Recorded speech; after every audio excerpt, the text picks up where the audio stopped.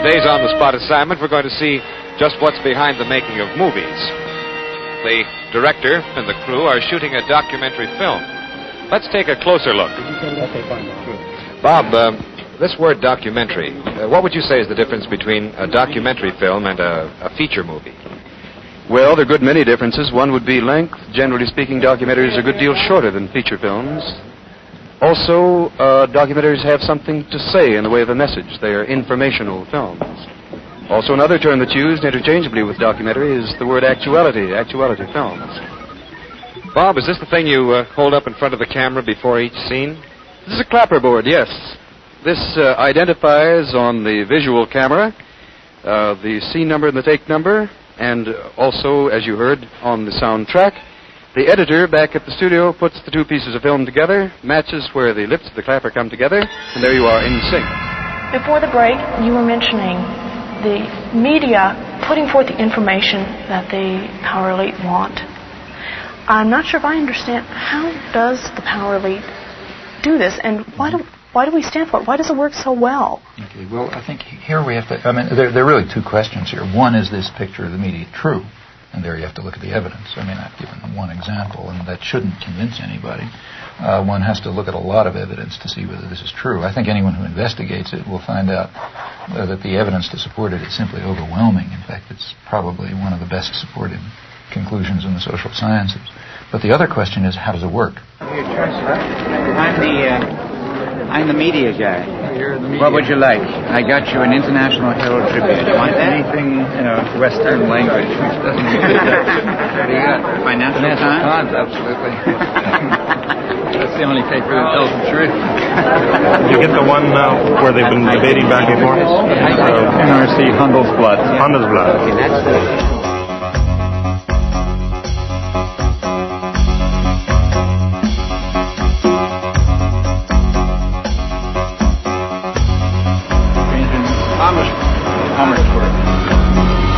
Well, this evening's program is scheduled as a debate, which puzzled me all the way through.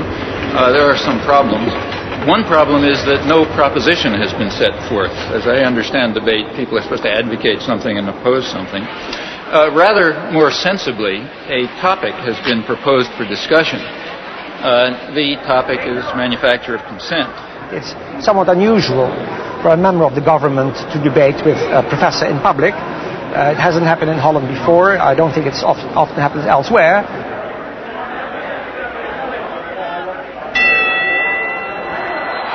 Mr. Bogenstein, the floor is yours. Now, we all know that the theory can never be established merely by examples. It can only be established by showing some internal inherent logic. Professor Chomsky has not done so. Professor Chomsky? He's quite right when he says you can't just pick examples. You have to do them in a rational way. That's why we compared examples. The truth is that things are not as simple as Professor Chomsky maintains.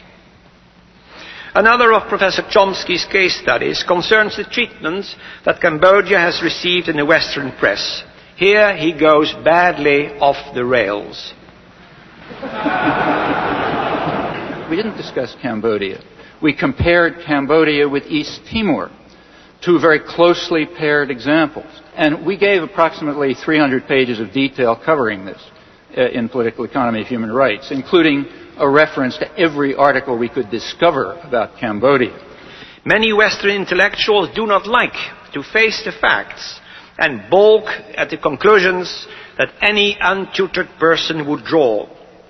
Many people are very irritated by the fact that we exposed the extraordinary deceit over Cambodia and paired it with the simultaneous suppression of the U.S.-supported ongoing atrocities in Timor. People don't like that. For one thing, we were challenging the right to lie in defense of the state. For another thing, we were exposing the apologetics and support for actual ongoing atrocities. That doesn't make you popular. Where did he learn about the atrocities in East Timor or in Central America, if not in the same free press which he so derides? You can find out where I learned about them by looking at my footnotes. I learned about them from human rights reports, from church reports, from refugee studies, and extensively from the Australian press. there was nothing from the American press because it was silenced. Chairman, this is an attempt at intellectual intimidation. These are the ways of the bully. Professor Chomsky uses the oldest debating trick on record. He erects a man of straw and proceeds to hack away at him. Professor Chomsky calls this the manufacture of consent. I call it the creation of consensus. In Holland we call it draagvlak, which means foundation. Professor Chomsky thinks it is deceitful, but it is not. In a representative democracy, it means winning people for one's point of view. But I do not think that Professor Chomsky believes in representative democracy. I think he believes in direct democracy. With Rosa Luxemburg, he longs for the creative, spontaneous, self-correcting force of mass action. That is the vision of the anarchist. It is also a boy's dream. Those who believe in democracy and freedom have a serious task ahead of them. What they should be doing, in my view, is dedicating their efforts to helping the despised common people to struggle for their rights and to realize the democratic goals that constantly surface throughout history. They should be serving not power and privilege, but rather their victims. Freedom and democracy are by now not merely values to be treasured, they are quite possibly the prerequisite to survival. It's a conspiracy theory, pure and simple. It is not borne out by the facts. Mr. Chairman, I have to go to Amsterdam. If you'll excuse me, I'm leaving.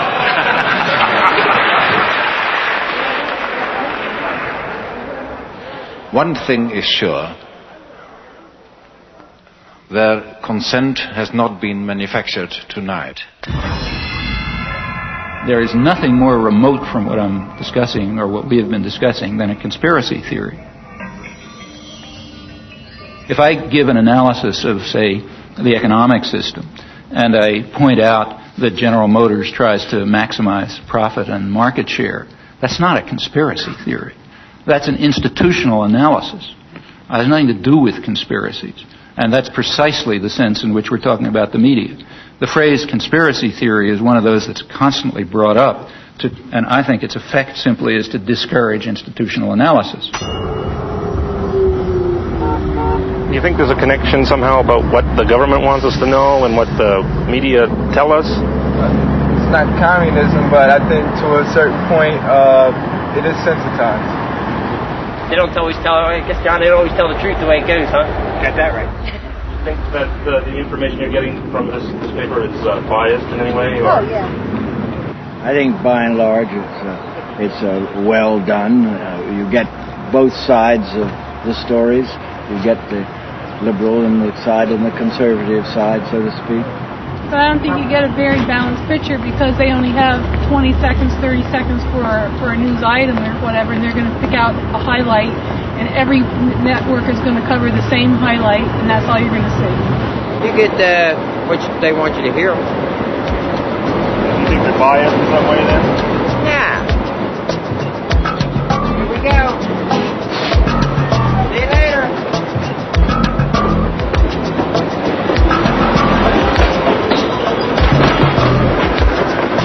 Is it possible for the lights to get a little brighter so I can see somebody out there?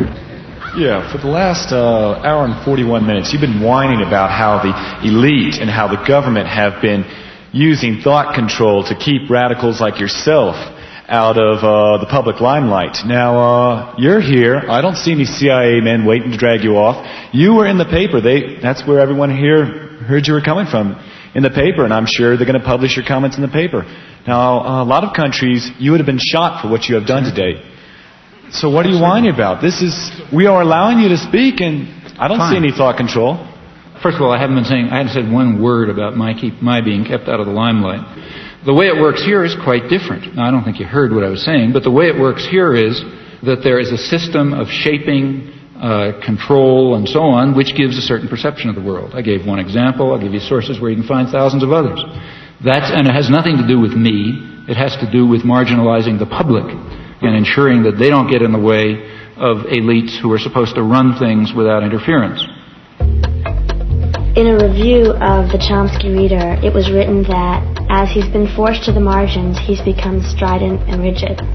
Do you feel this categorization of your later writings is accurate and that you've been a victim of this sort of process you've been describing? Well, the business about being forced to other people will have to judge about the stridency. I don't believe it, but anyway, that's for other people to judge. However, the matter of being forced to the margins is a matter of fact, and the fact is the opposite of what is claimed. The fact is it's much easier to gain access to even the major media now than it was 20 years ago. You've dealt in such unpopular truths and have been such a lonely figure as a consequence of that. Do you ever regret either that you took the stands you took, have written the things you have written, or that we had listened to you earlier? I don't. I mean, there are particular things which I would do differently because you think about things, you do them differently. But in general, I would say I do not regret it. I mean, do you like being controversial? No, it's a nuisance. Because this mass medium pays little attention to the views of dissenters, not just Noam Chomsky, but most dissenters do not get much of a hearing in this medium. No, in fact, that's, again, completely understandable. They wouldn't be performing their societal function if they allowed favored truths to be challenged. Now, notice that that's not true when I cross the border anywhere, so that I have easy access to the media in just about every other country in the world. There's a number of reasons for that, and one reason is I'm primarily talking about the United States, and it's much less threatening.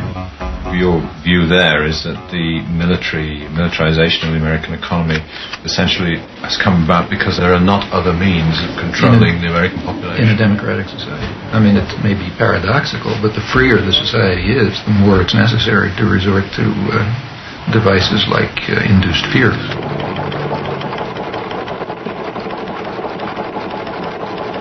Okay, I'll go along with that. Arguably, he is the most important intellectual alive today. And if my program can give him 500,000 people listening or 750,000 people listening, I'll be delighted. Okay, Professor, and you're on time. Wartime planners understood that actual war aims should not be revealed. Part of the reason why the media in Canada and Belgium and so on are more open is that it just doesn't matter that much what people think. It matters very much what the politically articulate sectors of the population, those narrow minorities, think and do in the United States because of its overwhelming dominance on the world scene. But of course that's also a reason for wanting to work here. What we might call the fifth freedom, the freedom to rob, exploit, and dominate, and to curb mischief by any feasible means. Let's conclude, not include. The United States is ideologically narrower in general than other countries.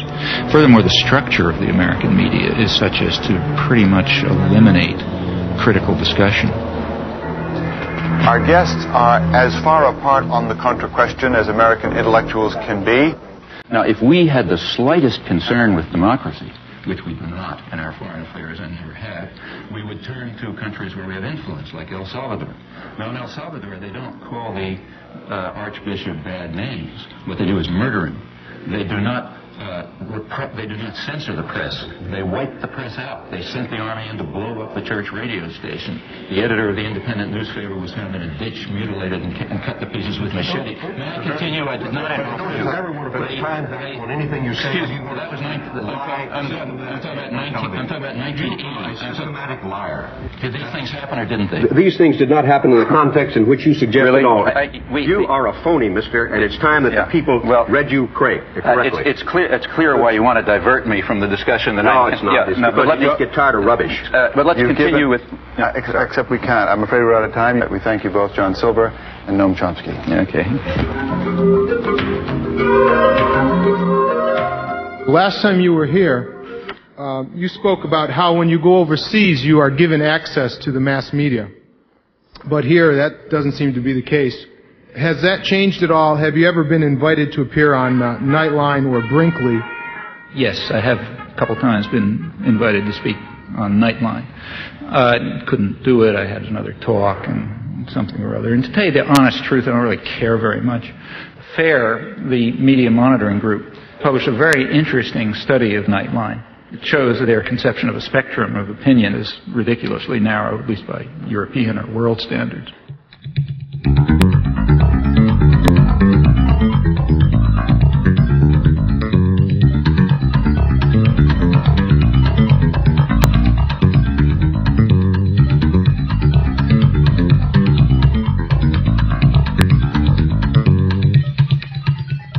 Let me tell you a personal experience. I happened to be in Madison, Wisconsin, on a listener-supported radio station, community radio station, a very good one. I was having an interview with the news director. I've been on that program dozens of times, usually by telephone. And he's very good. He gets to all sorts of people. And he started the interview by playing for me a tape of an interview that he had just had and had broadcast with the guy who's some mucky-muck in Nightline. I think his name is Jeff Greenfield or some such name. Does that name mean anything? I'm Jeff Greenfield for Nightline in New York. What about just in the selection of guests to analyze things? Why is Noam Chomsky never on Nightline? I couldn't begin to tell you. He's one of the leading intellectuals in the entire world. I have no idea. I mean, I can make some guesses. He may be one of the leading intellectuals who can't talk on television. You know, that's a standard that's very important to us. If you got a 22-minute show and a guy takes 5 minutes to warm up, now I don't know whether Chomsky does or not, he's out. One of the reasons why Nightline has the usual suspects is one of the things you have to do when you book a show is know that the person can make the point within the framework of television. And if people don't like that, they should understand it is about as sensible to book somebody who will take 8 minutes to give an answer as it is to book somebody who doesn't speak English. But in the normal given flow, that's another culture-bound thing. We got to have English-speaking people. We also need concision. So Greenfield, or whatever his name is, hit the nail on the head. The U.S. media are alone in that it is, you must meet the condition of concision. You got to say things between two commercials, or in 600 words. And that's a very important fact. Because the beauty of concision, you know, saying a couple of sentences between two commercials, the beauty of that is that you can only repeat conventional thoughts. I was reading Chomsky 20 years ago. I think his notion, didn't he co-author a new book called Engineering Consent or The Manufacturing of Consent? I mean, some of that stuff to me looks like it's from Neptune. This is the first time the Neptune system has been seen clearly by human eyes. These pictures, taken only hours ago by Voyager 2, are its latest contribution. You know, he's perfectly entitled to say that I'm seeing it through a prism, too. But my view of that, of his notions about the limits of debate in this country, is absolutely wacko. Suppose I get up on Nightline, say, and I'm given whatever it is, 2 minutes, and I say Gaddafi is a terrorist, Khomeini is a murderer, you know, et cetera, et cetera. The Russians, you know, invaded Afghanistan, all this sort of stuff. I don't need any evidence. Everybody just nods. On the other hand, suppose you say something that just isn't regurgitating conventional pieties. Suppose you say something that's the least bit unexpected or controversial. Suppose you say, I mean, the biggest international terror operations that are known are the ones that are run out of Washington. Or suppose you say, what happened in the 1980s is the U.S. government was driven underground. Suppose I say the United States is invading South Vietnam, as it was. The best political leaders are the ones who are lazy and corrupt. If the Nuremberg laws were applied, then every post-war American president would have been hanged. The Bible is probably the most genocidal book in our total canon. Education is a system of imposed ignorance. There's no more morality in world affairs fundamentally than there was in the time of Genghis Khan. They're just different, they're just different factors to be concerned with. Now, Chomsky, thank you. Well, people will quite reasonably expect to know what you mean. Why did you say that? I never heard that before. If you said that, you better have a reason. You better have some evidence. In fact, you better have a lot of evidence, because that's a pretty startling comment. You can't give evidence if you're stuck with concision. That's the genius of this structural constraint. And in my view, if people like, say, Nightline and McNeil Lehrer and so on were smarter, if they were better propagandists, they would let dissidents on. Let them on more, in fact. The reason is that they would sound like they're from Neptune. Then comes our special conversation on the Middle East crisis. Tonight's is with the activist, writer, and professor Noam Chomsky. Again, there has been an offer on the table, which we rejected, an Iraqi offer last April, to eliminate their chemical and other unconventional arsenals if Israel were to simultaneously do the same. We rejected it, but I think that should be pursued as well. Sorry to interrupt you. I have to end it there. That's the end of our time. Professor Chomsky, thank you very much for joining us.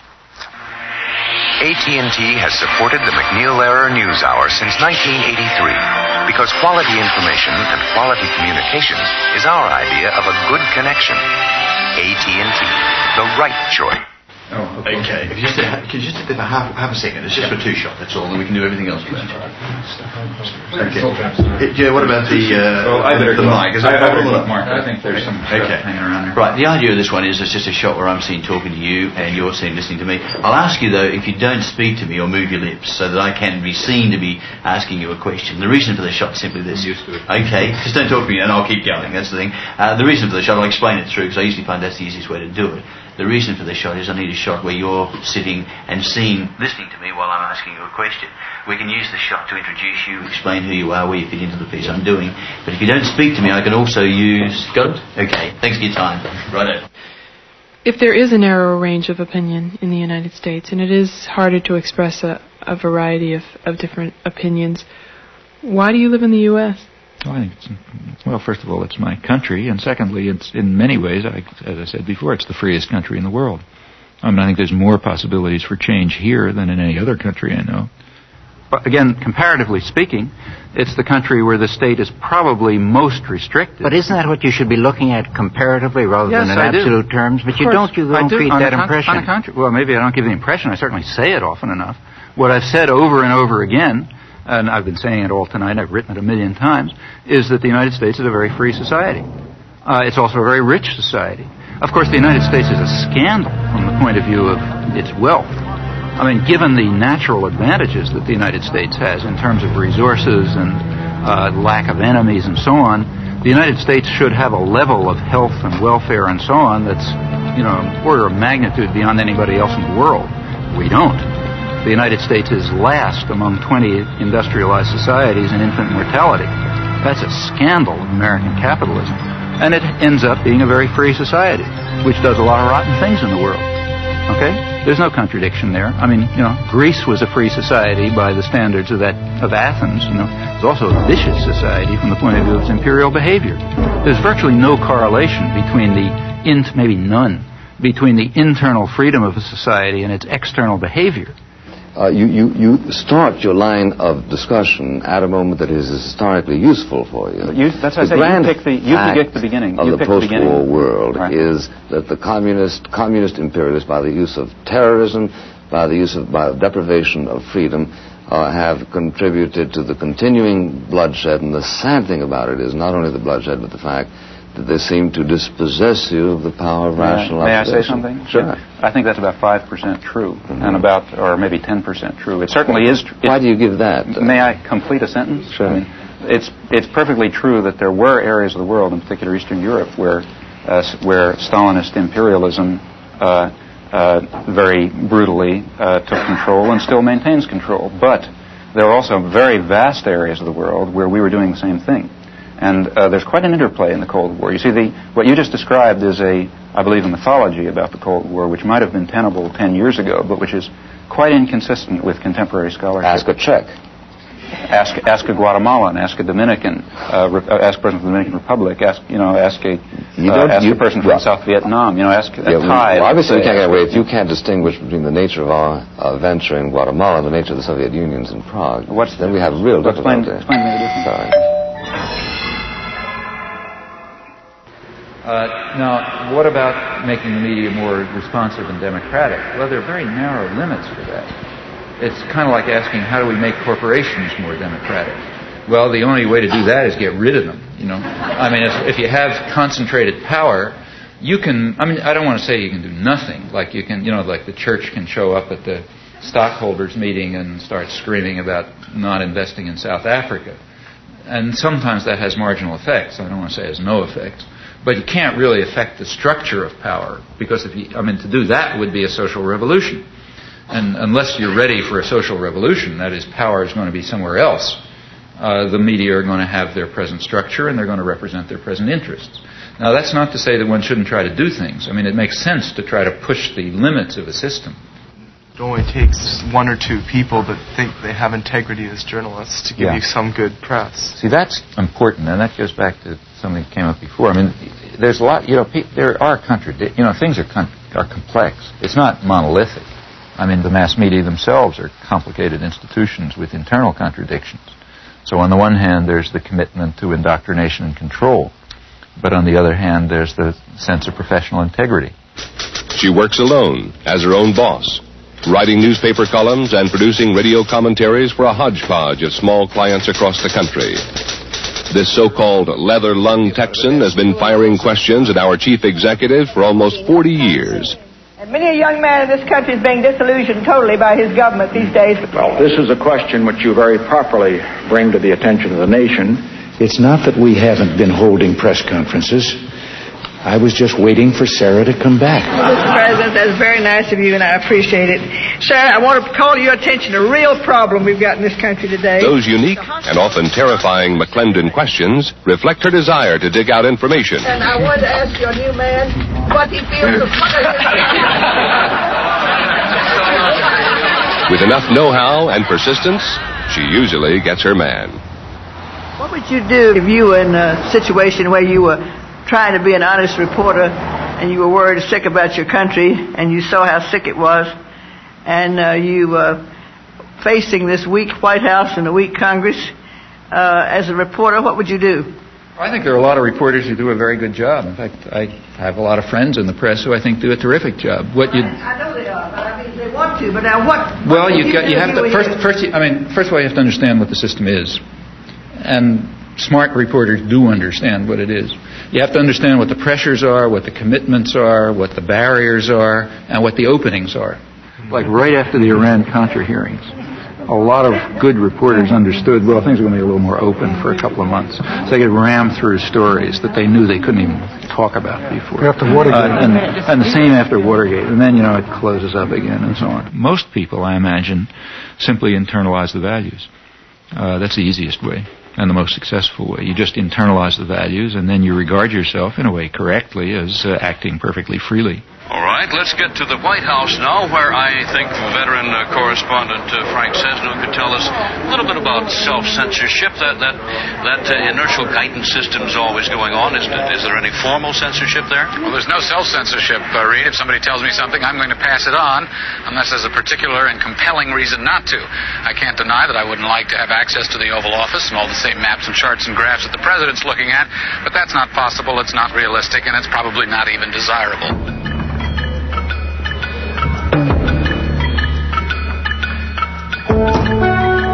Hello. How are you? Hi. Can I sit down there, please? Welcome to Holland. I'll introduce you first in a few lines. Professor Chomsky, Noam Chomsky, is nu 60 en is ongeveer de meest controversiële intellectueel van Amerika. Dat is ook alweer een platitude, maar zo wordt hij nu eenmaal altijd genoemd.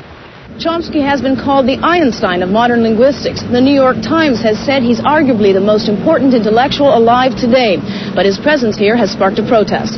This book that has poisoned the world, and all liar in there. And as a Vietnamese people, we come here to learn the book. Vietnam! Vietnam! He said that in Vietnam there's no violation of human rights and no crime in Cambodia. It's wrong. Chomsky he's a professor. He's using that to poison the world. And we come here to protest that. I don't mind the denunciations, frankly. I mind the lies. Well, I mean, intellectuals are very good at lying. They're professionals at it. Vilification is a wonderful technique. There's no way of responding to it. If somebody calls you, an anti-Semite, what can you say? I'm not an anti-Semite. Somebody says you're a racist, you're a Nazi or something. You always lose. I mean, the person who throws in the mud always wins because there's no way of responding to such charges. Professor Chomsky seems to believe that the people he criticizes fall into one of two classes, liars or dupes. Consider what happens when I discuss the case of Robert Faurisson. Let me recall the facts. Let's not go into details, please, because the details happen to be important. Yes, but I have only one question on the Faurisson question. Do the facts matter or don't they matter? Of course they do. Well, let me tell you what the facts are then. Faurisson says that the massacre of the Jews in the Holocaust is a historic lie. No, this is an important one. It has a lot to do with the topic. Your views are extremely controversial, and perhaps one of the things that has been most controversial and you've been most strongly criticized for was your defense of a French intellectual who was suspended from his university post for contending that there were no Nazi death camps in World War II. My name is Robert Faurisson. I am 60. I am university professor in Lyon, France. Behind me, you may see the courthouse of Paris, the Palais de Justice. In this place, I was convicted many times at the beginning of the 80s. I was charged by 9 associations, mostly Jewish associations, for inciting hatred, racial hatred, for racial defamation, for damage by falsifying a story. Professor Chomsky and a number of other intellectuals signed a petition in which Faurisson is called a respected professor of literature who merely tried to make his findings public. Perhaps we can start with just the story of Robert Faurisson and your involvement. More than 500 people signed, maybe 600, mostly universitaires, scholars. And what happened to the other 499 of them? How come we only hear about Chomsky's signature? Well, I think it's because Chomsky is in himself a kind of political power. I signed a petition calling on the tribunal to defend his civil rights. At that point, the French press, which apparently has no conception of freedom of speech, concluded that since I had called for his civil rights, I was therefore defending his theses. Faurisson then published a book in which he tried to prove that the Nazi gas chambers never existed. What we deny is that there was an extermination program and an extermination actually, especially in gas chambers or gas vans. The book contains a preface written by Professor Chomsky in which he calls Faurisson a relatively apolitical sort of liberal. A communist is a man, a Jew is a man, a Nazi is a man, I am a man. Are you a Nazi? I am not a Nazi. How would you describe yourself politically? Nothing. The preface that you wrote, that's not the preface that I wrote, because I never wrote a preface, you know that I never wrote a preface. Yeah, we had to be done up there. He's referring to a statement of mine on civil liberties, which was added to a book in which Faurisson, excuse me. Yes, I use. And the language you use has meaning. That's right, and the language I use. Apolitical liberal, or as someone whose views can be dignified by the words findings or conclusions. That is a judgment, and that is a favourable judgment of his views. On the contrary. Can I continue with the facts?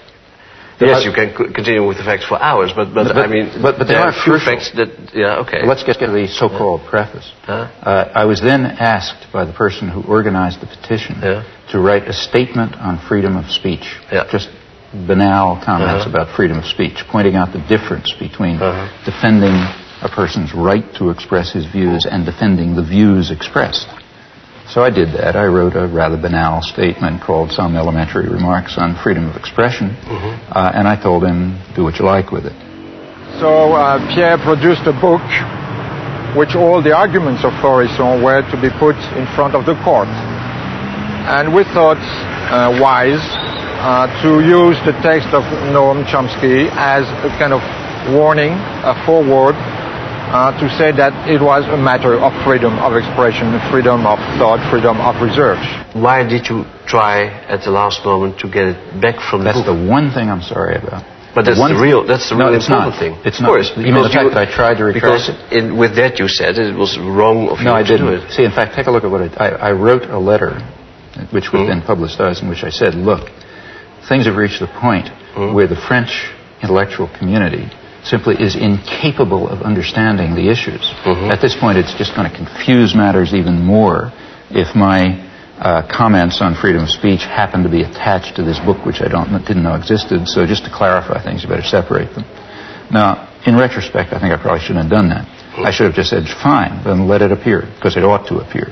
But that's, apart from that, I regard this as not only trivial, but as compared with other positions I've taken on freedom of speech, invisible.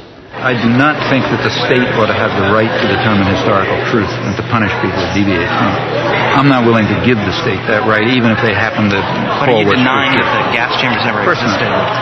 But I'm saying if you believe in freedom of speech, you believe in freedom of speech for views you don't like. I mean, Goebbels was in favor of freedom of speech for views he liked, right? So was Stalin.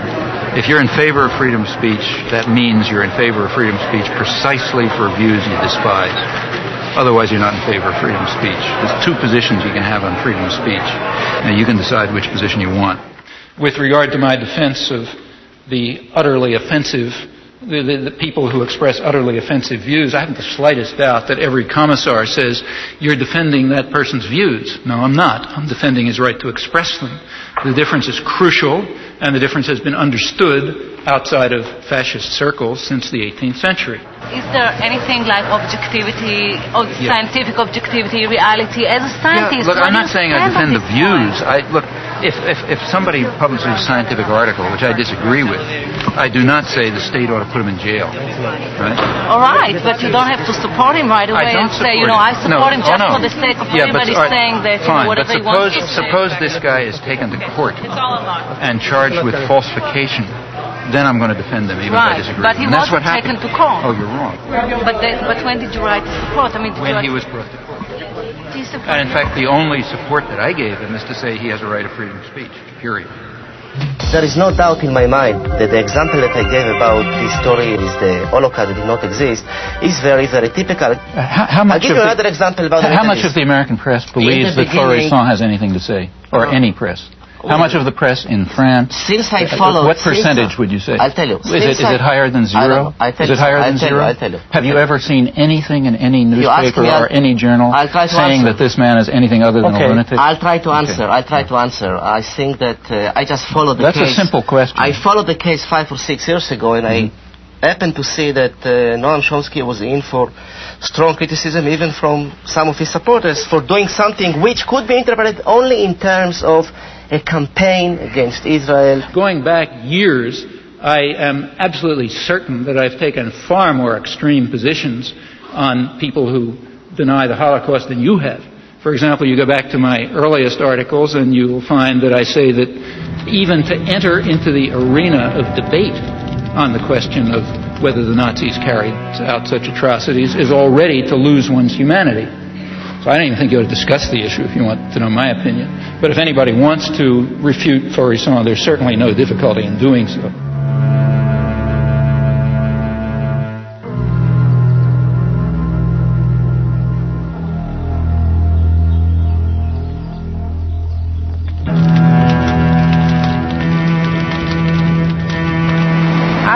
I'm not interested in freedom of speech and all that.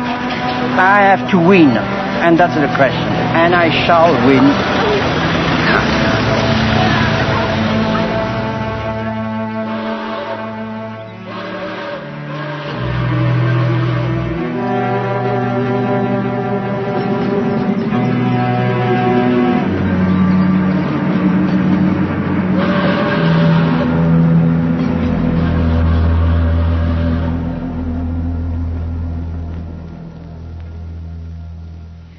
I'm just an ordinary mom who just thinks in terms of, I don't want to someday be holding my grandchildren and watching something horrible happen and feel like I didn't do anything. And I mean, it's obvious what you're doing.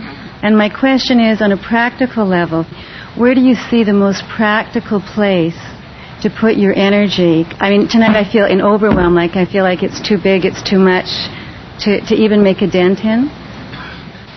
The way things change is because lots of people are working all the time. And, they're working in their communities, in their workplace, or wherever they happen to be, and they're building up the basis for popular movements which are going to make changes. That's the way everything has ever happened in history, whether it was the end of slavery or whether it was the democratic revolutions or anything you want, you name it, that's the way it worked. You get a very false picture of this from the history books. In the history books, there's a couple of leaders, George Washington or Martin Luther King or whatever. And I don't want to say that those people are unimportant. Like Martin Luther King was certainly important, but he was not the civil rights movement. Martin Luther King can appear in the history books because lots of people whose names you will never know and whose names are all forgotten and who may have been killed and so on were working down in the South.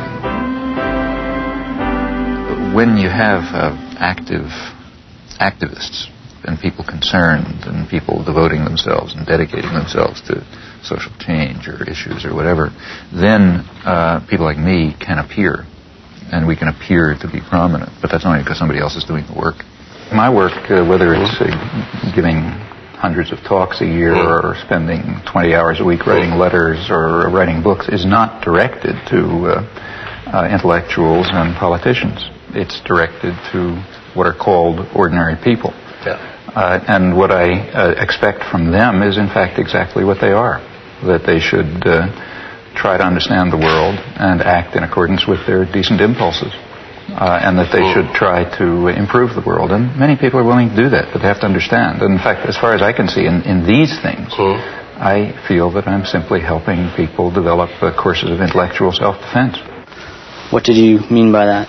What would such a course be? I don't mean go to school, because you're not going to get it there. It means you have to develop an independent mind and work on it. Now, that's extremely hard to do alone.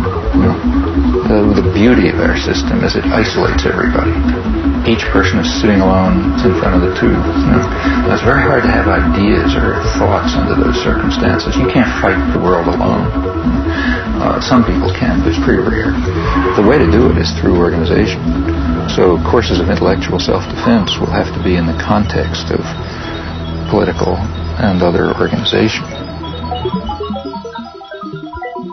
And it makes sense, I think, to look at what the institutions are trying to do and to take that almost as a key. What they're trying to do is what we're trying to combat.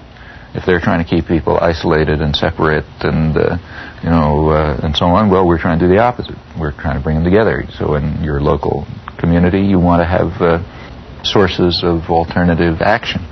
People with parallel concerns, maybe differently focused, but at the core sort of similar values and a similar interest in helping people learn how to defend themselves against external power and taking control of their lives and, reaching out your hand to people who need it. That's a common array of concerns. You can learn about your own values and you can figure out how to defend yourself and so on in conjunction with others. Are there one or two publications that I, as an average person, a biologist, can read to bypass this filter of our press? Now, if you ask what media can I turn to get the right answers, first of all, I wouldn't tell you that because I don't think there's an answer. The right answers are what you decide are the right answers. Maybe everything I'm telling is wrong. Okay, could perfectly well be. I'm God, but that's something for you to figure out. I mean, I could tell you what I think happens to be more or less right, but there isn't any reason why you should pay any attention to it. What impact do you feel alternative media is currently having or could potentially have? I'm actually a little more interested in its potential. And just to define my terms, by alternative media, I'm referring to media that are or could be citizen-controlled as opposed to state or corporate controlled. That's what's kept people together. To the extent that people are able to do something constructive, it's because they have some way of interacting. I mean, I've always felt it would be a very positive thing, and it should be pushed as far as it can go. I think it's going to have a very hard time. There's just such a concentration of resources and power that alternative media, while extremely important, are going to have quite a battle. It's true there are things which are small successes, but it's because people have just been willing to put in incredible effort. Like, say, take Z Magazine. I mean, that's a national magazine which literally has a staff of 2 and no resources. Tell us a little bit about Z Magazine, what it is and what makes it different. Go ahead. Thank you. We just wanted to do a magazine that would address all the sides of political life: economics, race, gender, authority, political relations. And we wanted to do it in a way that would incorporate an attention to how to not only understand what's going on, but how to make things better, what to aim toward, and to provide at the same time humor, culture, a kind of a magazine that people could relate to and could get a lot out of and could participate in. And what we wanted to do, which we didn't think was provided by the existing magazines, was to give it a real activist slant so that it could be very useful to the variety of movements in the country. And we just felt there wasn't a magazine that reflected that inspired people and that gave people sort of a strategy and perhaps even a vision of how things could be better.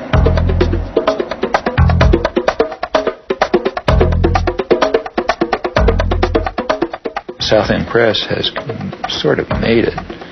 That is, they're surviving. It's a small collective, again, with no resources, and they put out a lot of books, including quite a lot of good books. But for a South End book to get reviewed is almost impossible. Editorially and business-wise, we make decisions based on a politics that no corporate publisher can really advocate because of their ties to corporate America. We can solicit manuscripts based on what we feel is the relevance for the movement, and we can make our business decisions based on whether we feel people can afford our books, whether we feel that a book might not make that much money, but it needs to be out there, and maybe there is 1,000 people who would buy it. And those are criteria that we feel are very precious in this day of corporate mergers. Well, and likewise our structure about sharing work and continuing our training process as long as we're at the press. There are losses there in terms of productivity, but in terms of empowerment, all of us are then able to say, my perspective is different from yours, then all of our intelligence gets used in making those decisions, and not just whoever happens to have done it the longest, whoever happens to have graduated from the best schools in order to be the best editor, making all the decisions and only using his or her intelligence. Listener-supported radio in the United States has undergone a remarkable growth in the last decade. It's perhaps the fastest growing alternative media. There are many reasons for this. First and foremost is that it's enormously economical, and it reaches communities that have not been served by community radio before. And in Boulder particular, we see with someone like Noam Chomsky, who's been there, I believe, 3 times in the last 6 years, he has a tremendous audience, and KGNU is partly responsible for that, because we play his tapes on a regular basis, we play his lectures and his interviews, so when he does come to Boulder and people hear what he has to say, they're able to tune in. It's not something exotic or esoteric that he's talking about. It's material that they're very familiar with, and he's noted this, incidentally. I mean, if there's a listener-supported radio station, that means that people can get daily, every day, a different way of looking at the world. Not just what the corporate media want you to see, but a different picture, a different understanding. Not only can you hear it, but you can participate in it. You can add your own thoughts, and you can learn something, and so on. Well, that's the way people become human, That's the way you become human participants in a social and political system. Hello, I'm Ed Robinson, and this is Non-Corporate News. What is non-corporate news, and why is it necessary? I didn't want to just show another film at a library or something. I wanted to make my own statement. I thought it would be more fun to do, and perhaps I could get other people involved in a project. Besides showing a film, we could make a film or a video. The local cable station's hooked up to 3 communities: Lynn, Swampscott, and Salem. So that's 30,000 people, or 30,000 homes, I'm not sure, but I'm sure a lot of people will see it, and they'll be the kind of people who don't go out to see a film. It'll go right into their houses, so if they're flipping through the channels, they might be able to get a completely new idea of the world.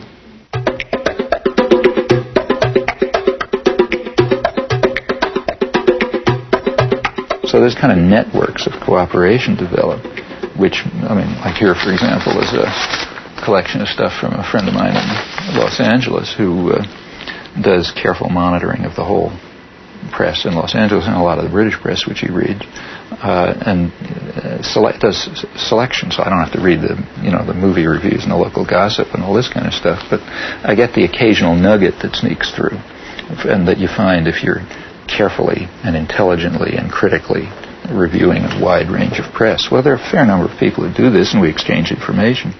We wrote this a 2-volume work in which we saw one another for a couple weeks when we were getting started, but then we wrote 2 volumes essentially without seeing one another, just by phone, by mail, and exchanging manuscripts.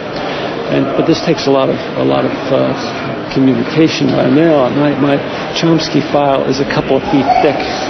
The end result is that you do have access to resources in a way which I doubt that any national intelligence agency can duplicate, let alone scholarship. So there are ways of compensating for the absence of resources. People can do things. Like, for example, I found out about the arms flow to Iran by reading transcripts of the BBC. And by reading an interview somewhere with an Israeli ambassador in one city and reading something else in the Israeli press. Now, okay, the information is there, but it's there to a fanatic, somebody who wants to spend a substantial part of their time and energy exploring it and comparing today's lies with yesterday's leaks and so on. That's a research job. And it just simply doesn't make any sense to ask the general population to dedicate themselves to this task on every issue. I'm not given to false modesty. There are things that I can do, and I know that I can do them reasonably well, including analysis and study, research. I mean, I know how to do that sort of thing, and I think I have a reasonable understanding of the way the world works as much as anyone can. And that turns out to be a very useful resource for people who are doing active organizing, trying to engage themselves in a way which will make it a little bit of a better world. And if you can help in those things or participate in them, well, that's rewarding. I wonder if you can envision a time when people like myself, again, the naive people of this world, can again take pride in the United States. And is that even a healthy wish now? Because it may be this hunger for pride in our country that makes us more easily manipulated by the powers that you talk about. I think you first of all have to ask what you mean by your country. Now, if you mean by the country the government, I don't think you can be proud of it, and I don't think you could ever be proud of it. Or you couldn't be proud of any government. It's not our government, and you shouldn't be. States are violent institutions. The government of any country, including ours, represents some sort of domestic power structure, and it's usually violent. States are violent to the extent that they're powerful. That's roughly accurate. You look at American history, it's nothing to write home about. Why are we here? We're here because, say, some 10 million Native Americans were wiped out. That's not very pretty. Until the 1960s, it was still cowboys and Indians. In the 1970s, for the first time, really, it became possible even for scholarship to try to deal with the facts as they were. For example, to deal with the fact that the Native American population was far higher than had been claimed, millions higher, maybe as many as 10 million higher than had been claimed, and that they had an advanced civilization, and that there was something akin to genocide that took place. Now, we went through 200 years of our history without facing that fact. One of the effects of the 1960s is it's possible to at least begin to come to think about the facts. Well, that's an advance. Do you think that this activism 20 years ago has made a difference in how our society operates now? It has not changed the institutions and the way they function. But it has led to very significant cultural changes. Remember, these movements of the 60s expanded in the 70s and expanded further in the 80s, and they reached into other parts of the society and different issues. A lot of things that seemed outrageous in the 60s are taken for granted today. So, for example, take the feminist movement, for example, which barely began to exist in the 60s. Now it's part of general consciousness and awareness. The ecological movements began in the 70s. The third world solidarity movements were very limited in the 60s. It was really Vietnam. And in the 60s also it was a student movement, as you say. Now it's not. Now it's mainstream America. If there is more dissidence now than you can remember, why do you go on to write that the people feel isolated? Because I think much of the general population recognizes that the organized institutions do not reflect their concerns and interests and needs. They do not feel that they participate meaningfully in the political system. They do not feel that the media are telling them the truth or even reflect their concerns.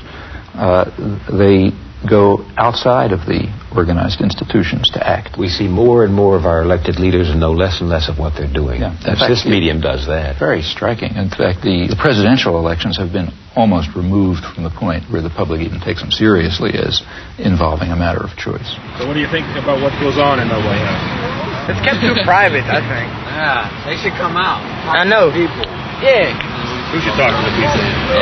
George Bush. Well, it means that the political system increasingly functions without public input. It means to an increasing extent not only do people not ratify decisions presented to them, but they don't even take the trouble of ratifying them. They assume that the decisions are going on independently of what they may do in the polling booth. Ratification would be what? Well, ratification would mean a system in which there are two positions presented to me, the voter. I go into the polling booth and I push one or another button depending on which of those positions I want. That's a very limited form of democracy. Really meaningful democracy would mean that I play a role in forming those decisions and creating those positions. And that would be real democracy. That's not We're very far from that. But we're even departing from the point where there is ratification. When you have stage-managed elections, with the public relations industry determining what words come out of people's mouth, candidates decide what to say on the basis of tests that determine what the effect will be across the population. Somehow people don't see how profoundly contemptuous that is of democracy.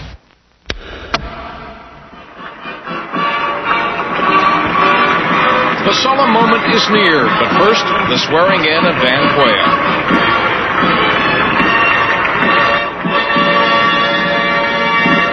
Please move to your seats. For the first time in this century, for the first time in perhaps all history, man does not have to invent a system by which to live. We don't have to talk late into the night about which form of government is better. We don't have to wrest justice from the king. We only have to summon it from within ourselves. This is a time when the future seems a door you can walk right through into a room called tomorrow. Great nations of the world are moving toward democracy through the door to freedom. The people agitate for free expression and free thought through the door to moral and intellectual satisfaction that only liberty allows.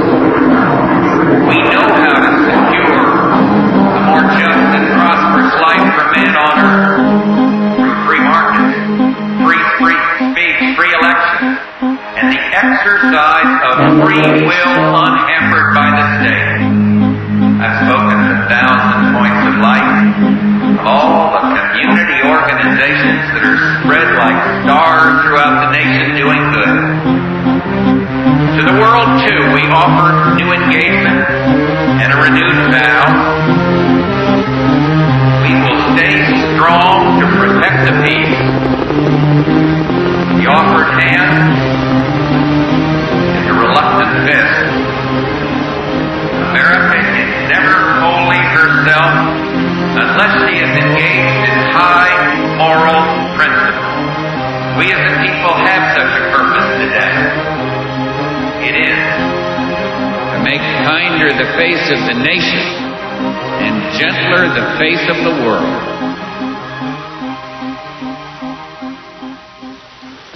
Referring back to your earlier comment about escaping from or doing away with capitalism, I was wondering what workable scheme you would put in its place. Me? Or what I would what would you suggest to others who might be in a position to set it up and get it going? Well, I mean, I think that what used to be called centuries ago wage slavery is intolerable. I mean, I don't think people ought to be forced to rent themselves in order to survive. I think that the economic institutions ought to be run democratically by their participants, by the communities in which they exist, and so on. And I think basically through various kinds of free association.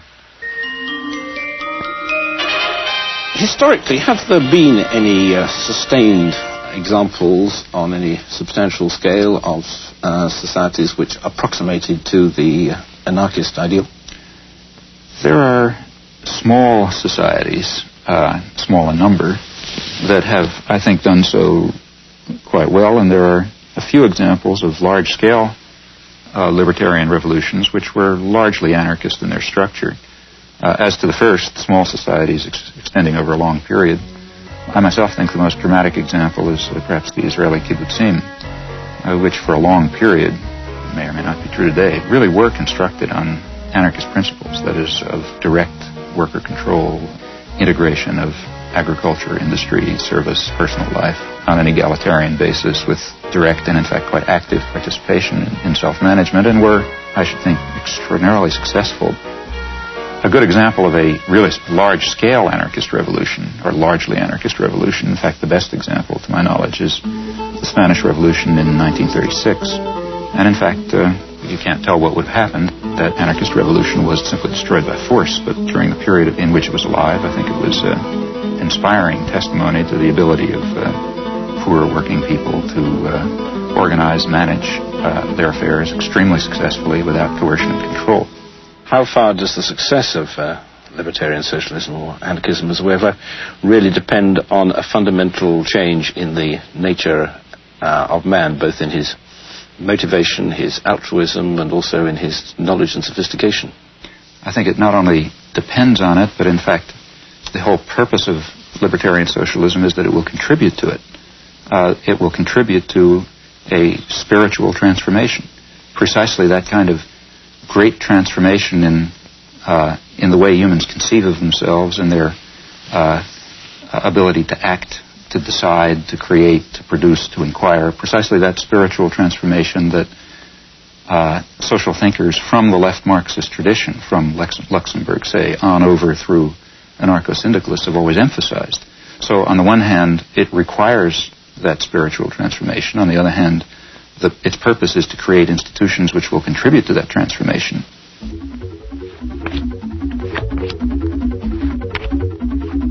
You've written that in looking at contributions of gifted thinkers, one must make sure to understand their contributions, but also to eliminate the errors in them. And of your ideas, what would you guess would be discarded and what would be assimilated by future thinkers? Well, I mean, I would assume virtually everything would be discarded. For example, here we have to distinguish. I mean, the work that I do in my professional area, I mean, if I still believed what I believed 10 years ago, I'd assume the field is dead. So I assume that when next time you read a student's paper, you're going to see something that has to be changed, and you continue to make progress. In dealing with social and political issues, in my view, what is at all understood is pretty straightforward. I don't think that there may be deep and complicated things, but if so, they're not understood. The basic ways, to the extent that we understand society at all, it's pretty straightforward. And I don't think that those simple understandings are likely to undergo much change. The point is that you have to work. And that's why the propaganda system is so successful. Very few people are going to have the time or the energy or the commitment to carry out the constant battle that's required to get outside of, McNeil Lehrer or Dan Rather or somebody like that. The easy thing to do, you come home from work, you're tired, you just had a busy day, you're not going to spend the evening carrying out a research project. So you turn on the tube, you say it's probably right, or you look at the headlines in the paper and then you watch the sports or something. And that's basically the way the system of indoctrination works. Sure, the other stuff is there, but you're going to have to work to find it. Modern industrial civilization has developed within a certain system of convenient myths. The driving force of modern industrial civilization has been individual material gain, which is accepted as legitimate, even praiseworthy, on the grounds that private vices yield public benefits in the classic formulation. Now, it's long been understood very well that a society that is based on this principle will destroy itself in time. It can only persist with whatever suffering and injustice it entails, as long as it's possible to pretend that the destructive forces that humans create are limited, that the world is an infinite resource, and that the world is an infinite garbage can. At this stage of history, either one of two things is possible. Either the general population will take control of its own destiny and will concern itself with community interests, guided by values of solidarity and sympathy and concern for others, or alternatively, there will be no destiny for anyone to control. As long as some specialized class is in a position of authority, it is going to set policy in the special interests that it serves. But the conditions of survival, let alone justice, require rational social planning in the interests of the community as a whole, and by now that means the global community.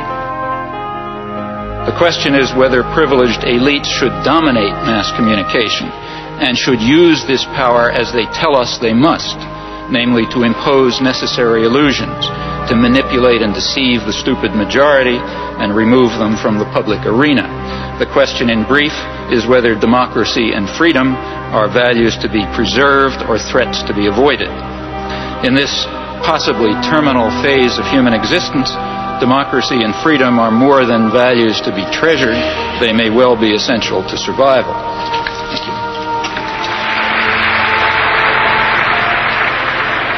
He's up there thinking for himself, and he's deciphering this tremendously overweighted body of information, which he puts into an order and gives you the feeling that you can do the same thing, that the whole thing is decipherable. And he also gives you the sense that there is a source, there's a center to a dissenting population, although we feel that there's no center. And I think that is what reactivated in me a desire to get reacquainted with the political scene after 30 years of alienation from it. You do hundreds of interviews and lectures, and you're dealing with massacres in East Timor and invasions of Panama, etc. Pretty horrific stuff, death squads. What keeps you going? I mean, don't you get burned out on this material? Well, it's mainly a matter of whether you can look yourself in the mirror, I think. Oh, gotta go. Get these big boys out. Okay. Maybe you can say all aboard for us. Okay. All aboard! Bye-bye.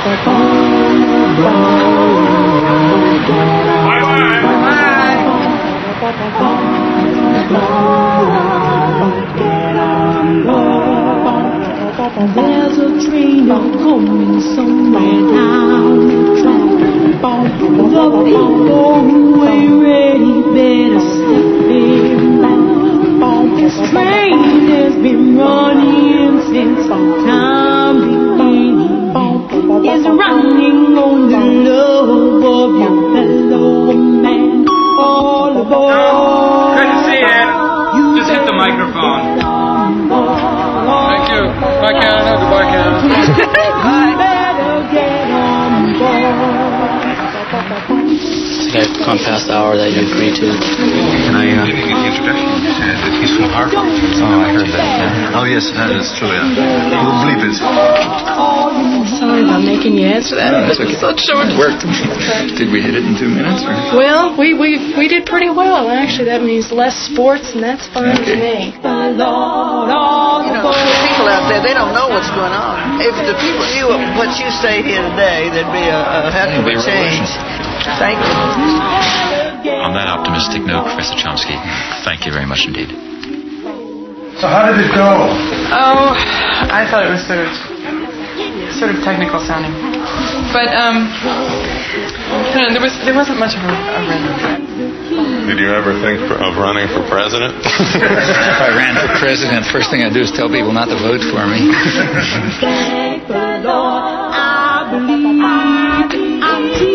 This guy's got to go home. He really does. Yeah. And people still believe that the Celtics lost you the world champion. Thanks.